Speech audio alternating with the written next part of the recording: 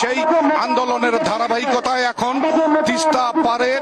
এই 5 জেলার প্রায় 100 কিলোমিটার এলাকার প্রায় 11টি স্থানে এইভাবে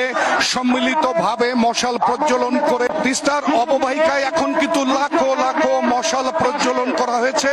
এই কর্মসূচি কিছুক্ষণ আগে উদ্বোধন করেছেন বিএনপির কেন্দ্রীয় কমিটির সাংগঠনিক সম্পাদক এবং তিস্তা নদী রক্ষা আন্দোলনের প্রধান সমন্বয়কারী সাবেক উপমন্ত্রী অধ্যক্ষ আসাদুল হাবিব দুলু।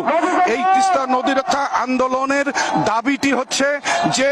নভেম্বরের মধ্যেই তিস্তা মহাপরিকল্পনা কাজ শুরু করতে হবে। রংপুরের যে 5টি জেলা রংপুর, নীলফামারী, লালমনিরহাট, কুড়িগ্রাম এবং গাইবান্ধার যে বিস্তীর্ণ প্রায় 110 কিলোমিটার অঞ্চল প্রতি বছর নদী ভাঙনের শিকার হয়, খরার শিকার হয় এবং এই নদীতে পানি না থাকায় জীব বৈচিত্র্য থেকে আরম্ভ করে মাছ এবং যারা এই নদীর পানি দিয়ে যাদের জীবন চলে সেই মৎস্যজীবীদের প্রাণ যেখানে আজকে যায় যায় অবস্থা, সেই অঞ্চলের মানুষের যে প্রাণের দাবি সেটি হলো তিস্তা মহাপরিকল্পনা বাস্তবায়ন।